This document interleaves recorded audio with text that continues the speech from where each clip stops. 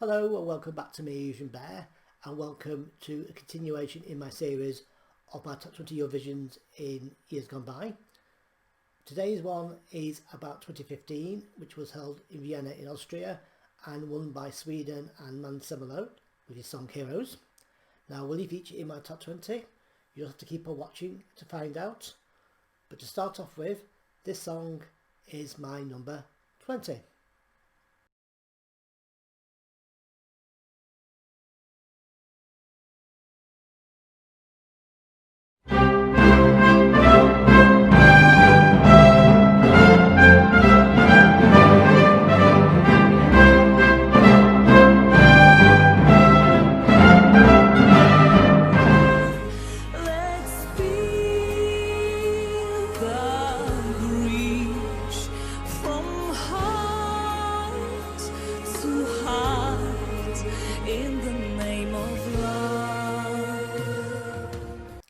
So song 20 was Poland.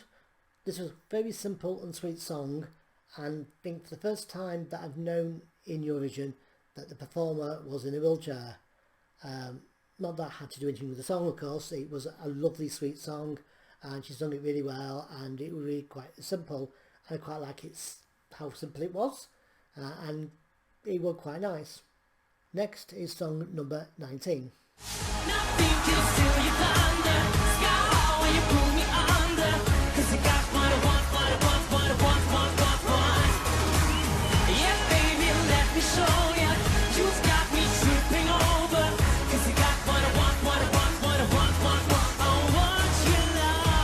So song 19 was Moldova. I quite liked this song. It was quite dancey, even though the stage was quite camp with the dancers all in police uniform, but very risque police uniform. Obviously you wouldn't see them on the beat really, would you? But a nice enough song nevertheless, and good to dance to, and I quite liked it. So next up is song number 18. Time is like thunder, ha, ha. Here we like thunder, ha, ha. Only got us some days and I try not to waste. So Belarus were at number 18. Again, a nice quirky song, and obviously the duo just started singing, and it was a quite nice tune. Now I did find the bottom end of my 20 not so easy to compile than the top end, so even though I liked about maybe a dozen, maybe a bit more, these I did like, but not as much as the rest. But I found it harder to put in particular numbers, but this was alright in the position it was at number 18. Next up is song 17. Too hot, I live too bad, you know. We're only left with smoke. Black smoke. We're only left with smoke. Black smoke. So 17 is Germany. Quite like the Amy Winehouse vibe it had. It wasn't the original song that was going to represent Germany that year. There was a guy that won, and after he went through all the rigmarole of competing and everything and winning, decided not to do it, which is very bizarre. But she decided to do it, and she wasn't quite sure if the German public were behind her, but they were in the end.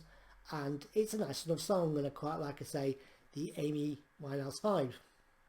Next up is song number 16. I'm feeling love.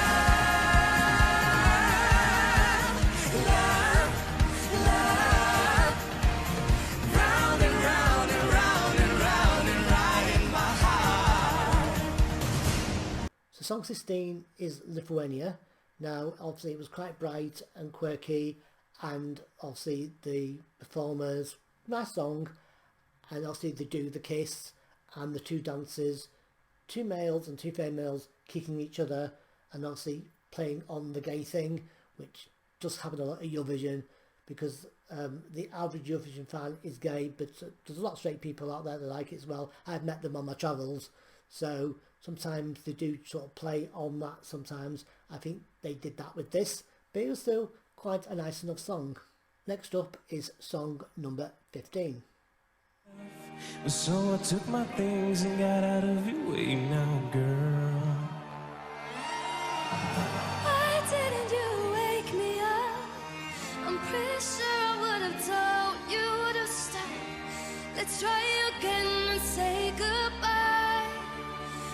So Estonia are my number 15, and the introduction of Stig Rasta, obviously playing his guitar and the duo, it was nice. It was just a nice song, nothing special for me, it was just pleasant and nice and simply staged really, but like I say, just a simple but nice song. Next up is song number 14.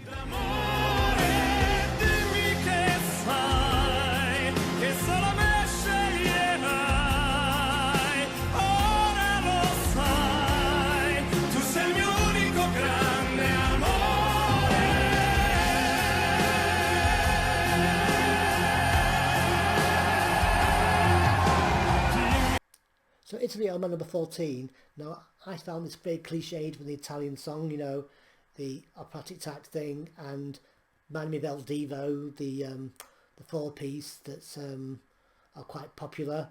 Like I say, it was very cliche for me, which I don't mind it being cliched, but you think sometimes the Italian song should be a bit more, give something new to it, you know, not just do a simple thing. It was very popular at the time and people thought this was going to win. I'm glad it didn't. It's okay for what it is, but it's just something that I think they should have done a bit more with than just do what they did. But obviously, Chattered Boys, hoping to sell the song itself, but I don't think it did that for me. Next up is song number 13. This is one tough act to follow. Oh, baby, tonight's so good. Forget tomorrow, we can do tonight again. We can do tonight again.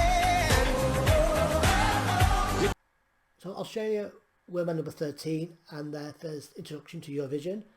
Guy sung it really well. He was a nice performer, nice enough song, a good start to their Eurovision career, as it were. Nice enough song. He sung it really well, like I say, a good start, but not one of their best, but at least it was a good start for them. Next up is song number 12. I better set you free and give you all, and just wait and say goodbye and let you live without a monster like me. So song number 12 is from Norway. I did quite like this, and when it was announced it was the entry, a lot of people thought this was going to win because it's quite dark and mysterious, but I don't think they performed it well enough on stage. Not the vocals, because Molen's a good singer and a songwriter, and Deborah was quite quirky with her voice, and I think they did blend it well together. It was just performance, I think, could be a bit more, well, at least the staging, I think, that could be a bit more different to give it a bit more bump, I suppose. I don't think they sold the song enough. Well, for me anyway. It was a pity, because I think a lot of people thought this was going to do really, really well, and I think it got to 7th or 8th, I think. I could be wrong with that, but I don't think it did as well as people thought it was going to do. So next up is song number 11.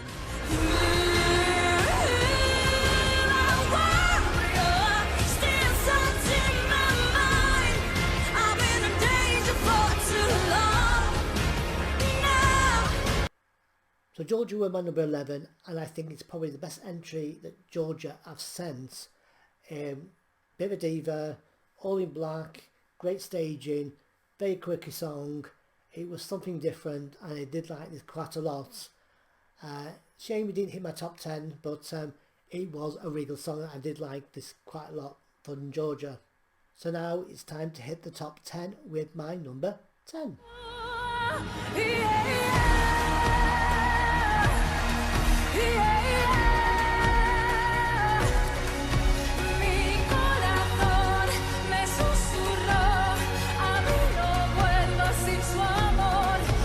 So Spain were my number 10. I quite like the cape and the atmospheric side of it. A lot of people thought it was formalised, very cliched, you know, like well produced sort of thing. But I quite like stuff like that anyway, and she performed it really well. Very pretty girl, very simple with a dancer, obviously changing the colour of the cape into a different outfit. Again, a classic example of Eurovision staging really, and I think it helped sell the song a bit. Didn't do that well though, I don't remember rightly, but it's still a nice enough song. So next up is song number 9. Your love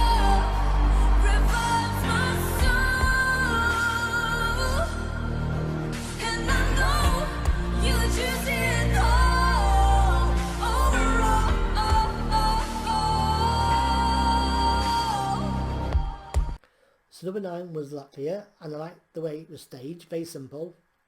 She's there in a Diana Ross type dress, I would call it, with hair, big hair, and simple performance, and things going behind her with the musical sound of her songwriting.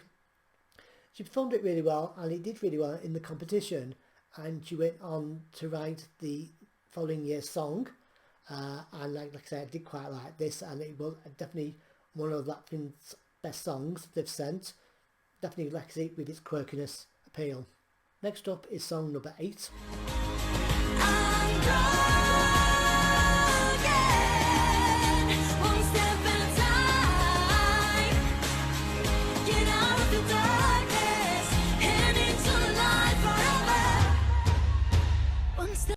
So number 8 was Iceland, a non-finalist, which was a pity because I quite like a lot of Icelandic entries and don't always seem to get to the final. Seem to have a few problems doing it around this time, but I thought the song was really lovely, barefooted, simple song, quite catchy I thought, but unfortunately it didn't reach the final, which was a pity, but like I said, I did like this quite a lot.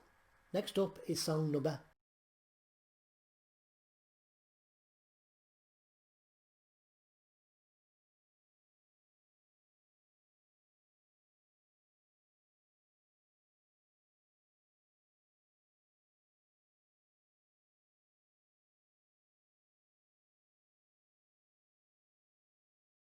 Again, another non-qualifier, and I quite like this from the start, the YII stuff and things like that. I think she's quite a good singer. It's just a pity, I think the singing was a bit strange, but again, I did like the song, and it's a shame it didn't go as far as it should have done, but obviously with Eurovision you just never know, and sometimes my choices don't go anywhere near a final or anything like that, but this was a really good song. I did quite like it. Next up is song number 6. Finally I can say, yes, I'm different and it's okay. Here I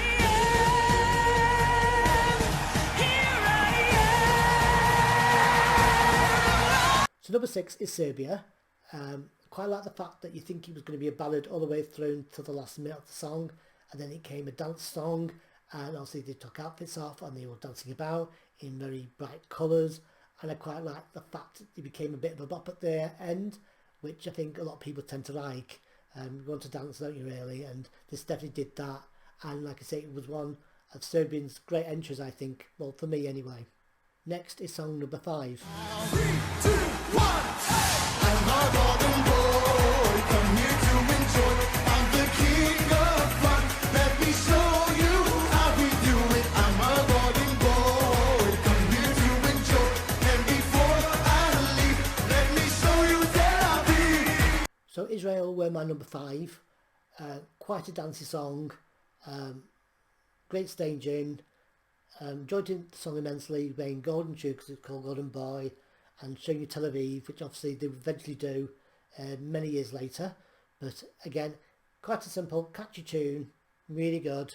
I remember when I was there in Vienna, waiting for them to get to the final, and they announced this last, and which they tend to do with the most popular songs, don't they? They tend to sort of leave the most popular ones to see if they reach the final or not. I mean, they pick and choose which way they do it. They've got the results, so they know how to play an audience, and they did with this, and it got to the final, and they did okay, and like I say, it's a really quite good catchy song. Next up is song number 4. We are the heroes of our time. Heroes. Whoa. But we're dancing with the demons in our minds. Heroes. Whoa. So Sweden were my number 4, and obviously they were the winners, and I do like Måns Zelmerlöw. He's a good singer and a good performer, but I don't think he should have won with this. I think the gimmick helped sell the song, to help it win, for me anyway. And like I say, he was a good performer and a good song, but he didn't deserve to win in my eyes. But again, like I say, a great singer, performer, great staging. I think the gimmick sort of sold it more, I think, for me. And now it's time for my top 3, starting with number 3. And if we die tomorrow, what do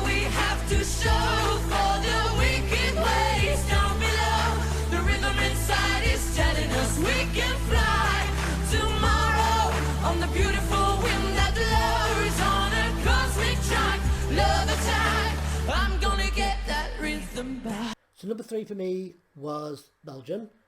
Again, quite a different song for them. Quite like the staging, the black and white thing going on, and he's quite a decent singer, and I quite like the staging of it, and it was a different sort of song for them, and definitely one of their best. Did pretty well in the competition and deserved so. I did quite like the song, it was quite good for what it was. So next up is my run-up at number 2.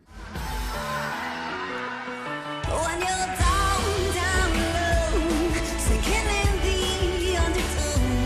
When you're down, down low, you know that I'm here for you. So number 2 for me was Slovenia. I really liked the song. It stood out for me in the early days when all the acts were announced. Quite like it's the strange way the song went, and obviously she sung the song in her headphones and she'd been wearing them all that week. I just found it, did she ever take them off? But I did like the song, and I quite liked its quirkiness, and it, just like I say, it was one of my favourites. As you know, obviously number 2, so it would be, wouldn't it, really? So that leaves me with my number 1. Do you know what it is? Have you liked any of the songs that have featured so far? Well, this is my number 1.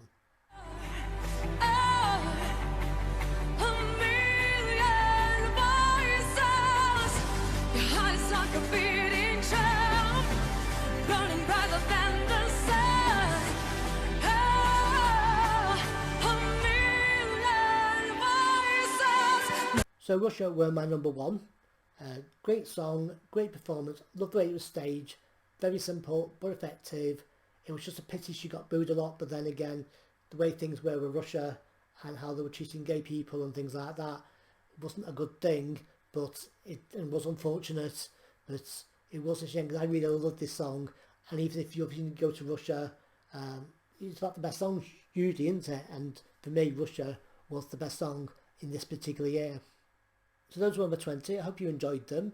Were any of your favourites there? Or was there anything that I didn't feature? Just put them down in the comments below. If you don't agree or disagree with me, these are just my choices. This was the first year I did Eurovision week on my own, and a fantastic time. It was very tiring though, but I enjoyed every minute of being in Vienna, and that's one thing I love about Eurovision. Sometimes you go to countries you wouldn't normally think of visiting. Well, not off the top of the, like your first choice is such a thing. But I love Vienna. Vienna was very pretty and lovely, and it'd be nice to go back there someday. Well, that's my video. I hope you enjoyed it. If you like this and want to watch more, please subscribe to me so you don't miss out on any of the other videos I'm doing in this season of Eurovision. Obviously next up should be 2014 soon, so please join in for that if you can. And I'll see you all again very soon with another one on my videos. So all take care, and I'll see you all soon. Bye.